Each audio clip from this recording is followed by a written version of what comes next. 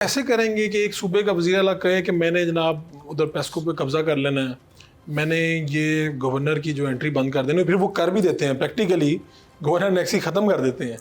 तो आप लोग तो ये यानी इस्लामाबाद से केपी का क्या फासला है, बिल्कुल साथ ही है, ये बाउंड्री लगी हुई है। किस तरह से ये मैनेज होगी चीज़ें? अगर वाकई उन्होंने बिजली घरों पे कब्जे करने शुरू कर दिए, वफाक की चीज़ों पे बैठ के जाके और ख़ुद ही कहा कि मैं सारा कुछ खुद करूँगा, तो कैसे निपटेगी? ये गिदड़ भपकियाँ, मैं नहीं समझता कि ये कोई संजीदा बात है कि हम कब्जा कर लेंगे। चल रहे हैं बयान तो 100 तरह के चलते हैं।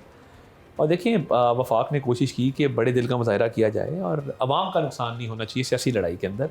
प्रॉब्लम ये है कि जेल में जाके जवाबदेही होती है, तुम मिले थे, तुम क्यों मिले थे, तुमने हाथ क्यों मिलाया था, तुम उनके साथ जाके मिलते हो। अब वो बयान दे के जेल वाले को खुश करते हैं कि हम माजरा हमने पूरी लड़ाई लड़ी हुई है। तो मैं नहीं समझता कि ऐसे को मामलात होंगे कि कोई कब्ज़ा हो जाए या खुदा न खास्ता वो कोई मुहाज़रे की तरफ मामला चला जाए। ये वफाक और इकाइयों ने मिलकर चलना है इस मुल्क की सालमियत की खातिर, मुल्क की अवाम की खातिर।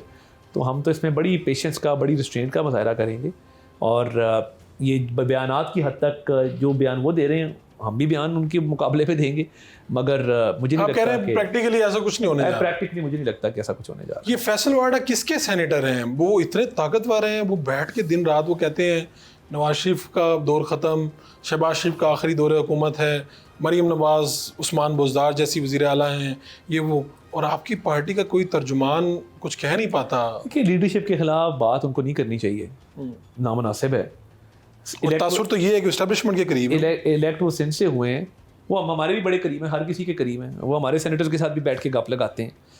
तो आपकी पार्टी में बेचैनी नहीं है कि यार ये बंदा उठ के प्रेस कॉन्फ्रेंस में बैठ के हमें बुरा भला कहता रहता है? उनको बयानात लीडरशिप के खिलाफ नहीं देने चाहिए, वो अक्सर देते हैं, उनको इज्तनाब करना चाहिए। मैं यही समझता हूँ कि अगर वो बैठते ट्रेजरी साइड पे हैं सेनेट के अंदर, तो ये तो मैं लीडर ऑफ हाउस से भी बात करूँगा कि उनको ये तंबीह की जाए कि मेहरबानी करें लीडरशिप के हवाले से बात ना करें, क्योंकि हम बात करेंगे तो फिर वो बहुत दूर तक जाएगी। ANP ने आपकी हुकूमत से अलहदगी का फैसला कर लिया, ये भी खबर आ गई। एमल वली साहब की भी वज़ीर आज़म साहब से मुलाकात हुई थी, और वज़ीर आज़म से मुलाकात के बाद ख़ासे मुस्बत मुझे तो मामलात नज़र आ रहे हैं। तो मुझे लगता है कि इंशाअल्लाह ताला हम तमाम इत्तेहादियों को साथ लेकर चलेंगे, और जो उनके मसाइल हैं, जो उनके मुतालबात हैं, कोशिश करेंगे कि उनको पूरा किया जाए। अताउल्लाह ताहिर साहब आज से 1 साल बाद कहाँ देख रहे हैं इस हुकूमत को? देखिए, मैं तो समझता हूँ इकानमी टेक ऑफ कर रही है, वर्ल्ड इज़ ओपनिंग अप। जहाँ पे सऊदी डेलीगेशन आया, ईरान के सदर यहाँ पे आए, चीन का दौरा वज़ीर आज़म का आ रहा है, दुनिया तस्लीम करी पाकिस्तान को, पाकिस्तान के पोटेंशियल को, पाकिस्तान के नेचुरल रिसोर्स को, पाकिस्तान की इन्वेस्टमेंट को। तो मैं समझता हूँ कि स्काई इज़ द लिमिट। और वज़ीर आज़म साहब ने जो इस्लाहात का सिलसिला शुरू किया है, जिसमें टैक्स इस्लाहात हैं, FBR की डिजिटलाइजेशन है, PIA की निजकारी है, अखराजात में कमी है, ये सारे मामलात वज़ीर आज़म साहब बड़ी खुश उसलूबी से कर रहे हैं।